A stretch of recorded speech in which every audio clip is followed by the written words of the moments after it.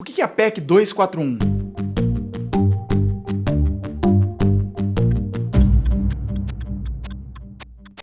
A PEC 241, de que todo mundo está falando nos últimos dias, é uma proposta de emenda constitucional. Ou seja, é um projeto de alteração da nossa Constituição Federal. Mas o que trata essa emenda constitucional? A PEC institui o chamado Novo Regime Fiscal. O novo regime fiscal terá validade por 20 anos a partir de 2017. Nesse regime, será fixado anualmente um limite máximo, um teto para as despesas do governo federal. Na verdade, são vários limites, um para cada um dos poderes. Isso significa que o governo vai ter que gastar respeitando um limite previsto na Constituição. E como que é calculado esse limite de gastos? O limite de gastos é calculado com base no valor das despesas hoje. Se eu gastei 100 no ano de 2016, em 2017, meu gasto só poderá ser de 100 mais a correção de inflação, que é medida pelo IPCA, o Índice Nacional de Preço do Consumidor Amplo. E assim por diante. Nos anos seguintes, o valor limite será sempre referente aos gastos do ano imediatamente anterior, corrigido pelo IPCA. Ou seja, mesmo que haja uma arrecadação extraordinária daqui, vamos supor, 5 anos, as despesas vão continuar as mesmas. Isso fará com que o resultado primário, que é quanto o governo arrecada menos o quanto o governo gasta, aumente ao longo do tempo, estabilizando o orçamento público. A PEC vai mudar diretamente as regras quanto à saúde e educação. Por quê? Porque a nossa Constituição Federal estabelece um mínimo de gastos nas áreas de saúde e educação.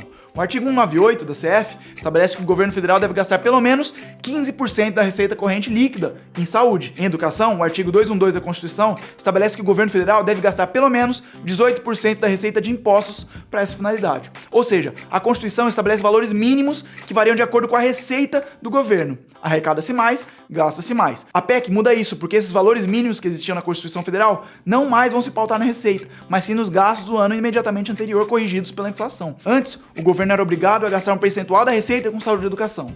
Depois da PEC, o governo vai ser obrigado a gastar apenas o que gastou no ano anterior, corrigido a inflação, independentemente se houve ou não aumento de receitas com impostos. O salário mínimo hoje é regido pela Lei 13.152 de 2015, que tem como base o aumento real do salário. Essa lei estabelece as diretrizes de reajuste do salário mínimo até o ano de 2019. A PEC trata das despesas dos poderes e não trata das limitações do salário mínimo. Segundo o governo, portanto, a PEC em nada vai afetar o cálculo do reajuste do salário mínimo. Por outro lado, esse tema ainda é debatido, uma vez que muitos dos gastos dos governos são vinculados ao salário mínimo. Então, congelar os gastos significaria também restringir o aumento do salário mínimo. O objetivo central da PEC é reduzir a dívida pública, que chegou a um patamar equivalente a mais ou menos 70% do PIB. A dívida aumenta quando o governo gasta mais do que arrecada e precisa tomar dinheiro emprestado para cumprir seus compromissos. Se a dívida continua aumentando, do jeito que tem acontecido, pode chegar ao ponto em que haja muitas dúvidas quanto à capacidade do governo em conseguir pagar suas obrigações.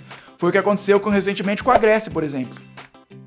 Além do congelamento de recursos para saúde e educação, outro argumento contrário é que o novo regime fiscal vai durar 20 anos, um prazo muito longo. Além disso, durante esse período, é provável que haja um aumento de receitas, ao contrário dos últimos anos, ou também um crescimento da população, e mesmo assim, os gastos ficarão congelados. Até mais!